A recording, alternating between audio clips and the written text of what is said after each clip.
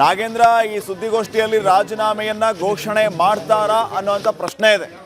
Airport ಅಲ್ಲಿ ಮಾತಾಡಿದಂತಹ ಸಂದರ್ಭದಲ್ಲಿಯೂ ಕೂಡ ಒಂದು ಸುಳಿವನ್ನ ಬಿಟ್ಕೊಟ್ಟಿದ್ದೀವಿ, ಏನು ಅಂತಂದ್ರೆ ಪಕ್ಷಕ್ಕೆ ಮುಜುಗರ ಆದ್ರೆ ನಾನು ಖಂಡಿತವಾಗಿಯೂ ರಾಜೀನಾಮೆಯನ್ನ ಕೊಡ್ತೀನಿ ಅನ್ನೋಂಥ ಮಾತನ್ನ ಹೇಳಿದ್ರು. ಇದರ ಜೊತೆಗೆ ಈಗ ನಾಗೇಂದ್ರ ಆಗಮಿಸಿದ್ದಾರೆ ವಿಧಾನಸೌಧಕ್ಕೆ. ತಮ್ಮ ಕಚೇರಿಗೆ ಅವರು ಆಗಮಿಸಿರುವಂಥ ದೃಶ್ಯಗಳನ್ನು ತಾವು ಗಮನಿಸ್ತಾ ಇದ್ದೀರಿ. ಕೆಲವು ಕ್ಷಣಗಳಲ್ಲಿ ಸುದ್ದಿಗೋಷ್ಠಿ ಆರಂಭ ಆಗುತ್ತೆ. 5:00 ಸುದ್ದಿಗೋಷ್ಠಿ ನಡೆಸ್ತೇನೆ ಅನ್ನುವಂಥ ಮಾತನ್ನು ಸಚಿವರು ಹೇಳಿದ್ರು. 5:42 ಆಗಿದೆ. ಕೆಲವೇ ಕ್ಷಣಗಳಲ್ಲಿ ಸುದ್ದಿಗೋಷ್ಠಿಯನ್ನು ನಡೆಸಬಹುದು. ಸಚಿವ ನಾಗೇಂದ್ರ ಅವರು ಸುದ್ದಿಗೋಷ್ಠಿಗೆ ಎಲ್ಲ ರೀತಿಯ ಸಿದ್ಧತೆಯನ್ನು ಮಾಡ್ಕೊಂಡಿದ್ದಾರೆ. ಕೆಲವೇ ಕ್ಷಣಗಳಲ್ಲಿ ಸುದ್ದಿಗೋಷ್ಠಿ ಆರಂಭ ಆಗುತ್ತೆ. ಸುದ್ದಿಗೋಷ್ಠಿಯ ಆರಂಭದ ಮೊದಲ ಸಾಲೆ ನಾನು ಸಚಿವ ಸ್ಥಾನಕ್ಕೆ ರಾಜೀನಾಮೆಯನ್ನ ಕೊಡ್ತಾ ಇದ್ದೀನಿ ಅನ್ನುವಂಥದ್ದಾಗಿರುತ್ತಾ, ಅಥವಾ ರಾಜೀನಾಮೆ ಕೊಡೋದಕ್ಕೆ ಯಾವುದೇ ರೀತಿಯ ಸೂಚನೆ ಹೈಕಮಾಂಡ್ನಿಂದ ಬಂದಿಲ್ಲ, ರಾಜೀನಾಮೆಯ ಬಗ್ಗೆ ಇಷ್ಟೊಂದು ಚರ್ಚೆ ಯಾಕೆ ಆಗ್ತಾ ಇದೆ ನನಗೆ ಗೊತ್ತಿಲ್ಲ ಅನ್ನುವಂಥ ಮಾತನ್ನ ಹೇಳುವ ಮೂಲಕ ರಾಜೀನಾಮೆಯ ಬಗ್ಗೆ ಈ ಕ್ಷಣದವರೆಗೂ ನಡೀತಾ ಇರುವಂತಹ ಬೆಳವಣಿಗೆಗಳೆಲ್ಲವನ್ನೂ ಕೂಡ ತಳ್ಳಿ ಹಾಕುವಂಥ ಕೆಲಸವನ್ನ ಸಚಿವರು ಮಾಡ್ತಾರಾ? ಕಾದ್ ನೋಡಿ.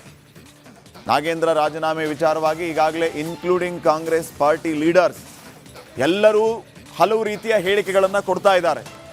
ಸೊ ಈಗ ಈ ಎಲ್ಲದಕ್ಕೂ ಕೂಡ ಫುಲ್ ಸ್ಟಾಪ್ ಇಡುವಂಥ ಕೆಲಸವನ್ನ ಮಾಡ್ತಾರ ಬಿ ನಾಗೇಂದ್ರ. ಮಹತ್ವದ ಸುದ್ದಿಗೋಷ್ಠಿ ಕೆಲವೇ ಕ್ಷಣಗಳಲ್ಲಿ ಆರಂಭ ಆಗುತ್ತೆ. ರಾಜೀನಾಮೆಯನ್ನ ಘೋಷಣೆ ಮಾಡ್ತಾರ ನಾಗೇಂದ್ರ ರಾಜೀನಾಮೆ ಪ್ರಹಸನಕ್ಕೆ ತೆರೆ ಬೀಳುತ್ತಾ ಅನ್ನುವಂಥ ಪ್ರಶ್ನೆ ಮೂಡ್ತಾ ಇದೆ.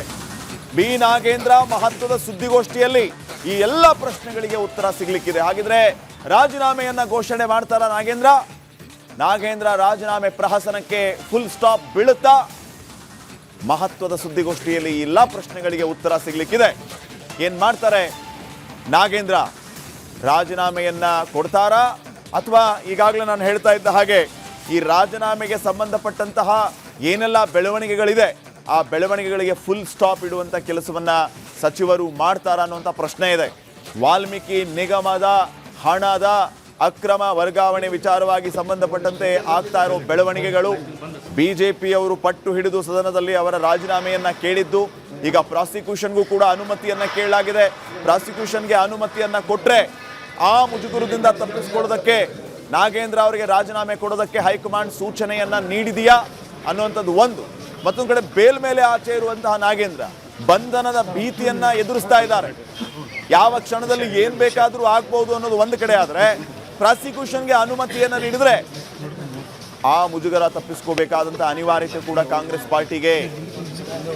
ಇದರ ಮಧ್ಯೆ ಇಷ್ಟೆಲ್ಲ ಬೆಳವಣಿಗೆಗಳ ಮಧ್ಯೆ ನಾಗೇಂದ್ರ ರಾಜೀನಾಮೆಯ ಪ್ರಹಸನಕ್ಕೆ ಫುಲ್ ಸ್ಟಾಪ್ ಬೀಳುತ್ತಾ ಈ ಪ್ರೆಸ್ ಮೀಟ್ ಅಲ್ಲಿ ಅನ್ನುವಂಥ ಪ್ರಶ್ನೆ ಇದೆ. ಯಾಕಂದ್ರೆ ಸಿಎಂ ಡಿ.ಕೆ. ಶಿವಕುಮಾರ್ ಅವರು ಡೆಲ್ಲಿಗೆ ಹೋಗ್ತಾರೆ, ನಾಗೇಂದ್ರ ಅವರು ಡೆಲ್ಲಿಗೆ ಹೋಗ್ತಾರೆ, ಡಿ.ಕೆ. ಶಿವಕುಮಾರ್ ಅವರು ವಾಪಸ್ ಬೆಂಗಳೂರಿಗೆ ಬರ್ತಾರೆ. ಬಂದು ಮಾತಾಡಿದಂಥದ್ದು ಏನು ಅಂತಂದ್ರೆ, ನಾನು ಪಕ್ಷದ ಶಿಸ್ತಿನ ಸಿಪಾಯಿ ಅಂತ ನನ್ನ ಹತ್ರ ನಾಗೇಂದ್ರ ಹೇಳಿದ್ದಾರೆ. ಪಕ್ಷಕ್ಕಾಗಿ ಯಾವುದೇ ರೀತಿಯ ತ್ಯಾಗಕ್ಕೂ ನಾನು ಸಿದ್ಧ, ಯಾವುದೇ ರೀತಿಯ ನಿರ್ಧಾರಕ್ಕೂ ನಾನು ಬದ್ಧ ಅಂತ ಹೇಳಿದ್ದಾರೆ ಅನ್ನುವಂಥ ಮಾತನ್ನ ಹೇಳ್ತಾ ಇದ್ರು. ಇದರ ಜೊತೆಗೆ ರಾಜೀನಾಮೆ ವಿಚಾರವಾಗಿ ಏನಾದರೂ ಮಾತಾಡಿದ್ರ ಅಂತ ಕೇಳಿದ್ರೆ, ರಾಜೀನಾಮೆ ವಿಚಾರವಾಗಿ ಅವರೇ ಬರ್ತಾರೆ, ಅವರೇ ಮಾತಾಡ್ತಾರೆ ಅಂತ ಸಿಎಂ ಡಿ.ಕೆ. ಶಿವಕುಮಾರ್ ಅವರು ಹೇಳಿದರು. ಅಲ್ಲಿಗೆ ಒಂದಂತೂ ಸುಳಿವನ್ನ ಬಿಟ್ಟುಕೊಟ್ರು.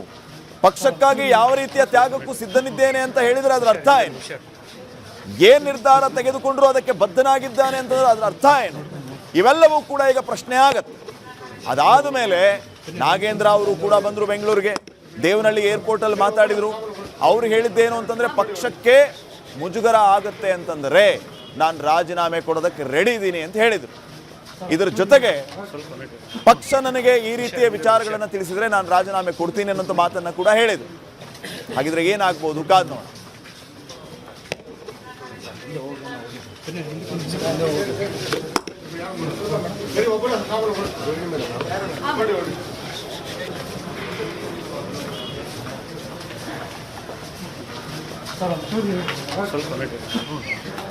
ಕೆಲವೇ ಕ್ಷಣಗಳಲ್ಲಿ ನಾಗೇಂದ್ರ ಸುದ್ದಿಗೋಷ್ಠಿ ಆರಂಭ ಆಗುತ್ತೆ.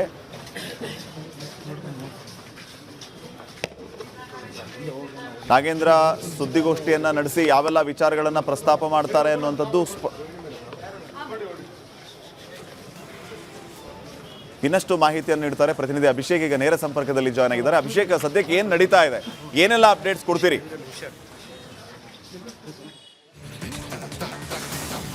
ಶ್ರೀಪಾದ್ ಮೊದಲನೇದಾಗಿ ನಾಗೇಂದ್ರ ದೆಹಲಿಯಿಂದ ನೇರವಾಗಿ ಬೆಂಗಳೂರು ಏರ್ಪೋರ್ಟ್ಗೆ ಬಂದಂತ ಸಂದರ್ಭದಲ್ಲಿ VIP ಲಾಂಜ್ ನಲ್ಲಿ ಒಂದಿಷ್ಟು ಸ್ವಲ್ಪ ಕುಳಿತು ಒಂದೆರಡು ಫೋನ್ ಕರೆಗಳನ್ನ ಮಾಡಿದ್ದಾರೆ. ಯಾರಿಗೆ ಮಾಡಿದ್ದಾರೆ ಅನ್ನೋದು ಈಗ ನಿಗೂಢವಾಗಿರುವಂತದ್ದು. ಅದಾದ ನಂತರ ಮಾಧ್ಯಮಗಳಿಗೆ ಮಾತನಾಡಿದಾಗ ಮುಖ್ಯಮಂತ್ರಿ DK ಶಿವಕುಮಾರ್ ಅವರನ್ನ ಭೇಟಿ ಆಗ್ತೇನೆ, ಪತ್ರಿಕಾಗೋಷ್ಠಿಯನ್ನು ನಡೆಸ್ತೇನೆ ಅಂತ ಹೇಳಿದ್ದಾರೆ. ಅಲ್ಲಿಗೆ ಒಂದು ಕ್ಲಾರಿಟಿ ಇರುವಂತದ್ದು, ಹೈಕಮಾಂಡ್ ತಿಳಿಸುವ ಸೂಚನೆಯನ್ನ ಪಾಲಿಸ್ತೇನೆ ಅನ್ನೋ ಒಂದು ಧಾಟಿಯಲ್ಲಿ ಮಾತನಾಡಿದ್ದಾರೆ. ಎರಡನೇದು, ಪಕ್ಷಕ್ಕೆ ಮುಜುಗರ ಆಗುವಂತಿದ್ದರೆ ಯಾವ ತೀರ್ಮಾನವನ್ನ ಹೈಕಮಾಂಡ್ ಹೇಳುತ್ತೆ ಅದನ್ನ ತೆಗೆದುಕೊಳ್ತೇನೆ ಅಂತ ಹೇಳಿದ್ದಾರೆ. ಅಲ್ಲಿಗೆ ನೇರವಾಗಿ ರಾಜೀನಾಮೆ ಕೊಡ್ತೀನಿ ಅಂತ ಹೇಳಿಲ್ಲ, ಯಾವಾಗ ಕೊಡ್ತೀನಿ ಅಂತ ಹೇಳಿಲ್ಲ, ಯಾರ ಬಳಿ ಕೊಡ್ತೇನೆ ಅಂತ ಹೇಳಿಲ್ಲ, ಯಾವ ಕಾರಣಕ್ಕಾಗಿ ಕೊಡ್ತೇನೆ ಅಂತ ಹೇಳಿಲ್ಲ. ಆದರೆ ಮುಜುಗರ ಆಗುತ್ತೆ ಅಂದರೆ ನಾನು ಯಾವ ತೀರ್ಮಾನವನ್ನು ಹೈಕಮಾಂಡ್ ಕೈಗೊಂಡ್ರು ಅದಕ್ಕೆ ಬದ್ಧನಾಗಿದ್ದೇನೆ ಅಂತ ಹೇಳಿದ್ದಾರೆ. ಇದಕ್ಕೆ ಪೂರಕವಾಗಿ ಈ ಸದ್ಯದ ಮಟ್ಟಿಗೆ ಗಮನಿಸಬೇಕಾಗಿರುವಂಥ ಹೇಳಿಕೆಗಳು DK ಶಿವಕುಮಾರ್ ಅವ್ರದ್ದು, ಪ್ರಿಯಾಂಕ್ ಖರ್ಗೆ ಅವ್ರದ್ದು, ಪರಮೇಶ್ವರ್ ಅವ್ರದ್ದು. CM, DCM, ಹೋಮ್ ಮಿನಿಸ್ಟರ್ 3 ಜನ ಹೇಳಿರುವಂಥದ್ದು, ಪಕ್ಷದಲ್ಲಿ ಹೈಕಮಾಂಡ್ ಇದೆ, ಹೈಕಮಾಂಡ್ ಹೇಳಿರುವಂಥ ಸೂಚನೆಯನ್ನು ಪ್ರತಿಯೊಬ್ಬರು ಸಿಪಾಯಿಗಳಂತೆ ಪಾಲಿಸಬೇಕಾಗುತ್ತೆ, ಯಾರೂ ಕೂಡ ಪಕ್ಷದ ನಿರ್ಧಾರಕ್ಕಿಂತ ದೊಡ್ಡವರಲ್ಲ ಅನ್ನೋದು ಲೆಕ್ಕಾಚಾರದಲ್ಲಿ ಹೇಳಿದ್ದಾರೆ. ಅದನ್ನು CM ರವರು ಮಾತನಾಡಿ ನಿರ್ಧಾರವನ್ನು ಕೈಗೊಳ್ತಾರೆ ಅಂತ ಈಗ ರಾಜ್ಯದ ಸಚಿವ ಸಂಪುಟದಲ್ಲಿರುವಂಥ ಬಹುತೇಕರು ಹೇಳಿರುವಂಥದ್ದು. ಸಚಿವ ಸಂಪುಟದ ಪ್ರಕಾರ ನಾಗೇಂದ್ರರನ್ನ ಮುಂದುವರಿಸಬೇಕು ಅಂತ ಅಧಿವೇಶನದಲ್ಲಿ ಕೌನ್ಸಿಲ್ ಹಾಗೂ ಅಸೆಂಬ್ಲಿನಲ್ಲಿ ಮಾತನಾಡಿದ್ದು. BJP ಹಾಗೂ JDS ಅವರ ರಾಜೀನಾಮೆಯನ್ನು ಕೇಳ್ತಲೇ ಬಂದಿದೆ. ವಾಲ್ಮೀಕಿ ಹಗರಣದಲ್ಲಿ ನಾಗೇಂದ್ರನೇ ಕಿಂಗ್ ಪಿನ್ ಅನ್ನೋ ರೀತಿ ಮಾತನಾಡಿದ್ದಾರೆ. ಆದರೆ ನಾಗೇಂದ್ರ ಏರ್ಪೋರ್ಟ್ನಲ್ಲಿ ಮಾತನಾಡಿದಂಥ ಸಂದರ್ಭದಲ್ಲಿ ದಲಿತರ ವಿರುದ್ಧ ಅನಾದಿ ಕಾಲದಿಂದಲೂ, ಅಂದರೆ ಹಿಂದುಳಿದವರಿರ್ಬೋದು, ತುಳಿತಕ್ಕೆ ಒಳಗಾದ ಸಮುದಾಯದವರನ್ನ ಅನಾದಿ ಕಾಲದಿಂದಲೂ ಈ ರೀತಿ ಶೋಷಣೆ ಮಾಡಲಾಗ್ತಿದೆ, ಇದು ಕೂಡ ಒಂದು ಎಕ್ಸಾಂಪಲ್ ಅನ್ನೋ ರೀತಿ ಮಾತನಾಡಿದ್ದಾರೆ. ಇಲ್ಲಿಗೆ ನಾಗೇಂದ್ರರವರು ಒಂದು ಕಡೆ ಬೇಸರವನ್ನು ಹೊರಹಾಕುವಂಥ ಪ್ರಯತ್ನ ಮಾಡಿದ್ದಾರೆ. ಅಂದರೆ ರಾಜೀನಾಮೆ ನೀಡೋದು ಖಚಿತ ಆಗಿದೆ. ಯಾವ ಕಾರಣಕ್ಕಾಗಿ ರಾಜೀನಾಮೆ ನೀಡ್ತಾರೆ ಅನ್ನೋದು ಈಗ ರಾಜ್ಯ ಸರ್ಕಾರಕ್ಕೂ ಗೊತ್ತಿದೆ. ಆದರೆ ಮುಜುಗರವನ್ನು ತಪ್ಪಿಸಿಕೊಳ್ಳೋದಕ್ಕಾಗಿ ರಾಜ್ಯ ಸರ್ಕಾರ ಅವರ ರಾಜೀನಾಮೆಯನ್ನು ಕೇಳಿಲ್ಲ, ಬದಲಾಗಿ ಹೈಕಮಾಂಡ್ ಕೇಳಿದ್ದೆ ಅನ್ನೋ ಒಂದು ಪಾಯಿಂಟನ್ನು ಇಟ್ಟಿರುವಂಥದ್ದು. ಇದೇ ಸಂದರ್ಭದಲ್ಲಿ ರಾಜಕೀಯ ಚಟುವಟಿಕೆ ಕೂಡ ಆರಂಭ ಆಗಿರುವಂಥದ್ದು. ಕಾರಣ ಏನು, ಪತ್ರಿಕಾಗೋಷ್ಠಿಯನ್ನು ನಡೆಸ್ತಾರೆ ಇನ್ನೇನು ಕೆಲವೇ ನಿಮಿಷಗಳಲ್ಲಿ ನಾಗೇಂದ್ರರವರು. ಪ್ರಿಯಾಂಕ್ ಖರ್ಗೆ, ಅಜಯ್ ಸಿಂಗ್, ರಿಜ್ವಾನ್ ಅರ್ಷದ್ ಇಷ್ಟೂ ಜನ ಅಲ್ಲಿ ಹಾಜರಿರುವಂಥದ್ದು. ಇದೇ ಸಂದರ್ಭದಲ್ಲಿ BJP ಹಾಗೂ JDS ರವರ ಒತ್ತಾಯದಿಂದ ರಾಜೀನಾಮೆ ನೀಡ್ತಿಲ್ಲ, ಬದಲಾಗಿ ಪಕ್ಷಕ್ಕೆ ಆಗಬಹುದಾದಂಥ ಮುಜುಗರವನ್ನು ತಪ್ಪಿಸೋದಕ್ಕಾಗಿ ರಾಜೀನಾಮೆಯನ್ನು ನೀಡ್ತಿದ್ದೇನೆ ಅಂತ ಘೋಷಣೆ ಮಾಡುವಂತ ಸಾಧ್ಯತೆ ಇದೆ. ವಾಪಸ್ ಬರ್ತೀನಿ.